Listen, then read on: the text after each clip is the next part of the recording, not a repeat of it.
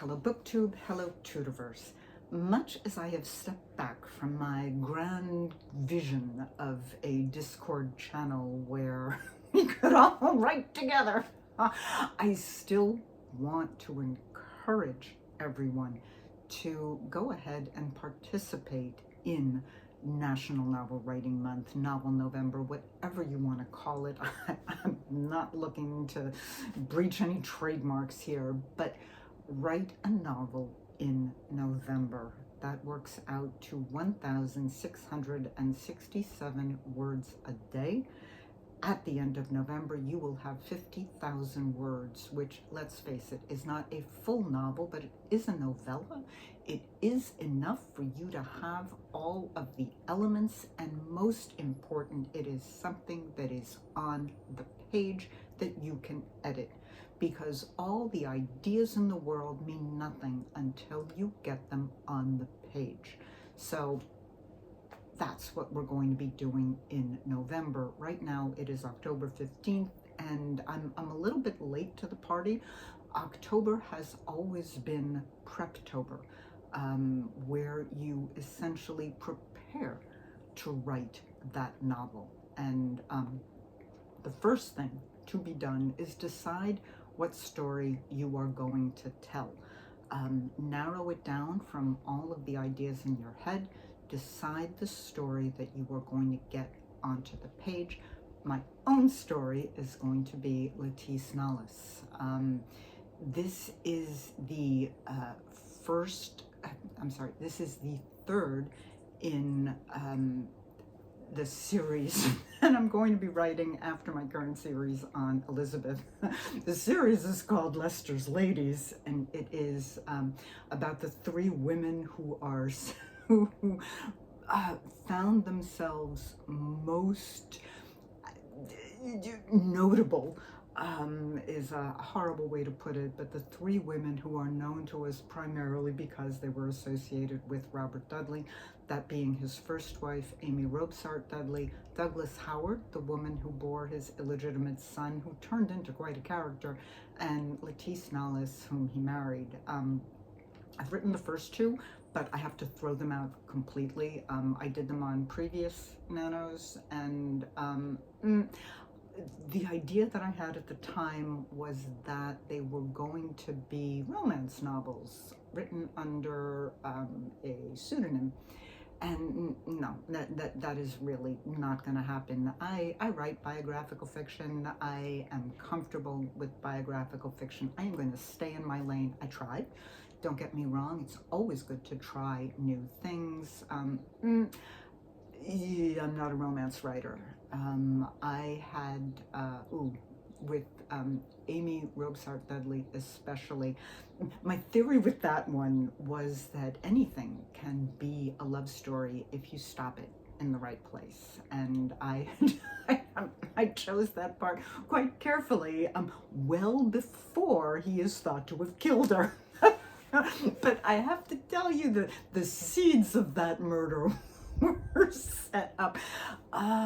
Yeah, no, they hated each other about halfway through, and I just had to keep writing. Which actually brings me to my second point, that you not only have to decide what you are writing, but how you are writing it. Are you going to plot it or pants it? And plotting being, are you going to create an outline that will tell you what scenes you have to write each day? Or are you going to pants it, which is you're going to show up on November 1st at your computer with an idea and just type away until you're done? I will tell you right now that just plot it, okay?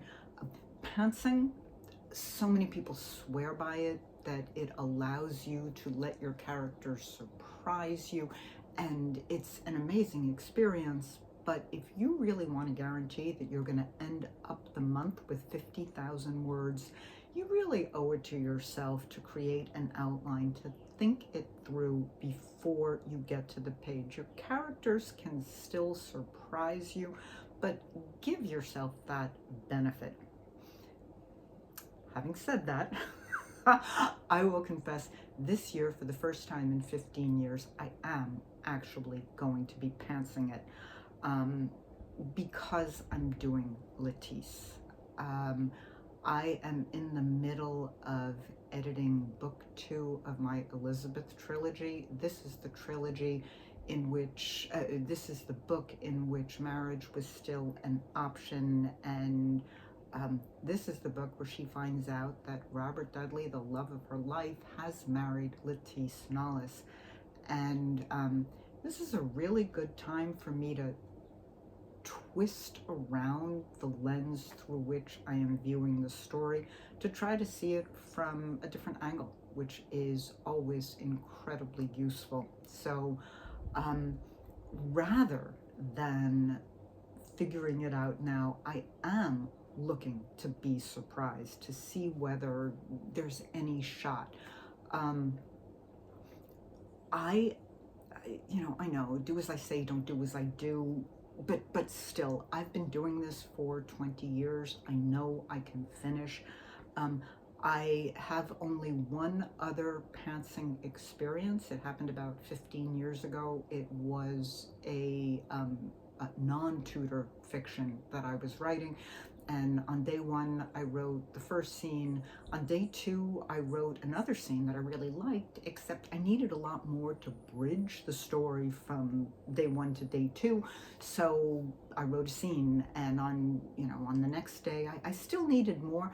I wrote that entire month, and it was on the final day that I realized it all slid into that scene, that final scene that I had written on day 2. So that is as close to successful pantsing as I have come, but I'm going to do it again, because I'm interested in seeing just exactly what happens. So I will have a timeline.